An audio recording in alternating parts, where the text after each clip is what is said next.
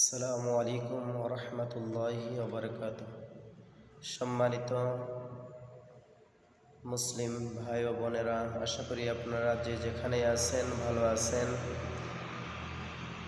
দান খয়রাতের মাস মাহে রমজানের মাস, এই মাস ধীরে ধীরে আমাদের কাছ থেকে বিদায় নিয়ে যাচ্ছে। রাসূলুল্লাহ সাল্লাল্লাহু আলাইহি সাল্লাম অন্যান্য মাসের ন্যায় এই মাহে রমজান মাসে বেশি বেশি করে দান সদকা করতেন।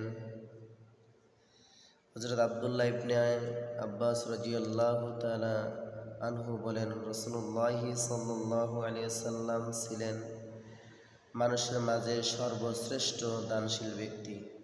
তার দান অধিকতর বৃদ্ধি পেত রমজান মাসে।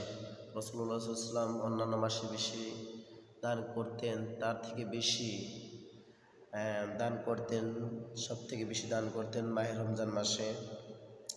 যখন হযরত জিবরাইল আলাইহিস সালাম তার সাথে সাক্ষাৎ করতেন, জিবরাইল আলাইহিস সালাম রমজান মাসের প্রত্যেক রাতে রাসূলুল্লাহ সাল্লাল্লাহু আলাইহি ওয়াসাল্লামের সাথে সাক্ষাৎ করতেন, একে অপরকে কোরআন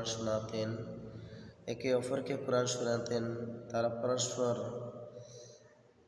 রসুল জিবরাইলকে কোরআন শোনাইতেন, জিবরাইল রাসূলুল্লাহ সাল্লাল্লাহু আলাইহি সাল্লামকে কোরআন শোনাতেন। তখন আল্লাহ তাআলা রাসূলুল্লাহ সাল্লাল্লাহু আলাইহি সাল্লামের দানশীলতার কল্যাণবাহী বায়ুর চেয়ে অধিকতর গতিশীল হয়ে যেত। সুবহানাল্লাহ। রাসূলুল্লাহ সাল্লাল্লাহু আলাইহি সাল্লাম তিনি আমাদেরকে দেখিয়ে দিয়ে গিয়েছেন যে অন্যান্য মাসে যেভাবে তোমরা দান করো তার থেকে অধিকতর বেশি দান করো এই মাহে রমজান মাসে। কারণ এ মাসে 1 টাকা দান করলে 70 টাকার সমান সওয়াব আল্লাহ তাআলা আমলনামায় দিবেন। শুধু তাই নয়, এ মাসে একটি নেক আমল করলে 10 গুণ থেকে 700 গুণ, এর থেকে অধিক নেকি আল্লাহ তাআলা আপনার আমলনামায় দিতে পারেন। কাজেই আসুন, মাহে রমজান আমাদের কাছ থেকে বিদায় নিয়ে যাচ্ছে, আমরা আমাদের দানশীলতার হাতটা আরও বেশি বাড়িয়ে দেই, আমাদের দানশীলতার হাতটা আরও বেশি লম্বা করি। দেশবাসী, আসুন আমরা একে অপরকে দান সদকা করি, দান খয়রাত করি, এতে আপনারও লাভ হবে, যাকে দান করবেন সেও উপকৃত হবে।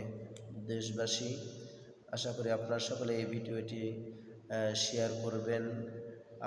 আপনার একটা শেয়ারের মাধ্যমে এই কথাগুলো একজন শুনে সে তার দানের হাতটা বাড়িয়ে দিতে পারে। আসসালামু আলাইকুম ওয়া রাহমাতুল্লাহি ওয়া বারাকাতুহু।